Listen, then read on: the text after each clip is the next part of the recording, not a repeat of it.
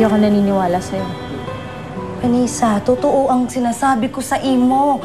Si Lira pa nga ang nagpalagay ng hilo dyan sa bukol ni mo. At saka pinabibigay niya tong gamot na ito pagkagising mo. Ay wala naman akong alam dito eh.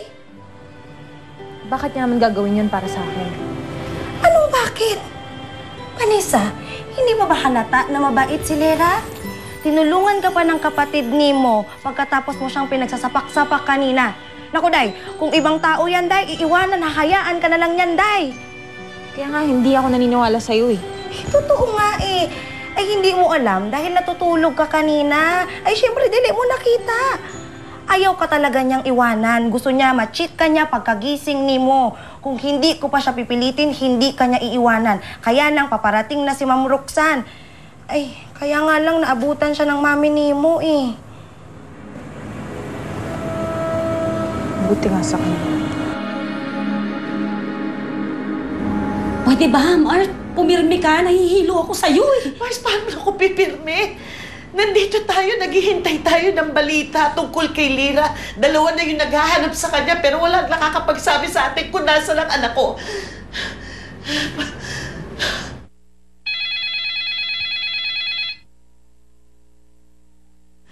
Leo. Hello, Senny. Tumawag ako sa bahay. Huwag ka na mag-alala. Nanggaling doon si Lira, pero hindi sila nagkita ni Roxanne. Talaga? Huwag ka mag-alala, hintayin mo na lang si Lira. Malamang, pauwi na rin siya dyan. Salamat. Leo, salamat. Salamat, Leo. Ano daw? Pauwi na si Lira. Ay!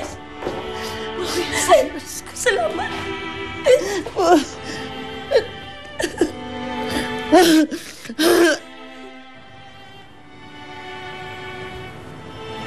Ikaw ba talagang gumamot sa akin, Lira?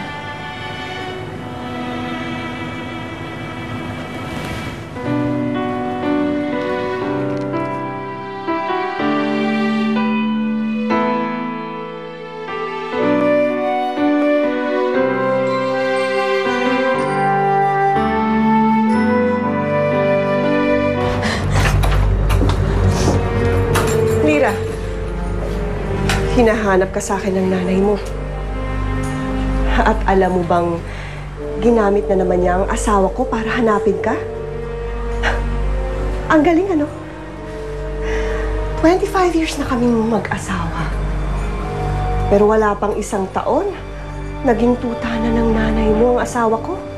Kayo ang nagtaboy sa sarili ng asawa. Kasi napakasama nyo. Hindi na ako ang magtataka kung bakit mahuhulog ang loob ni Sir Leo kay inay. Kasi malaki ang pagkakaiba ng dalawa. Roxanne, tama na. Anong pinagkaiba namin ng nanay mo, ha? Mas haliparot ang nanay mo kaysa sa akin. Sige na, patayin niyo na ako para matapos na to! Hindi pa. Hindi pa ngayon.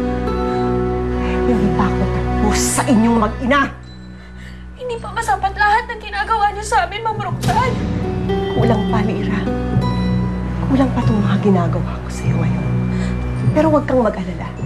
Ang alam ng nanay mo, wala ka dito at pauwi ka na. Pero habang naghihintay siya at nagtatago, magdusa kang muna dito. At pagkatapos, isusunod ko ang nanay mo. Pero, mas impyerno pa dito ang gagawin ko sa kanya. Naintindihan mo? Roxanne, wag!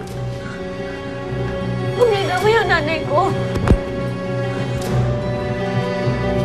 Ma'am Roxanne! Tumahimik Ma'am Roxanne! Parang awa na lang! Ma'am Roxanne!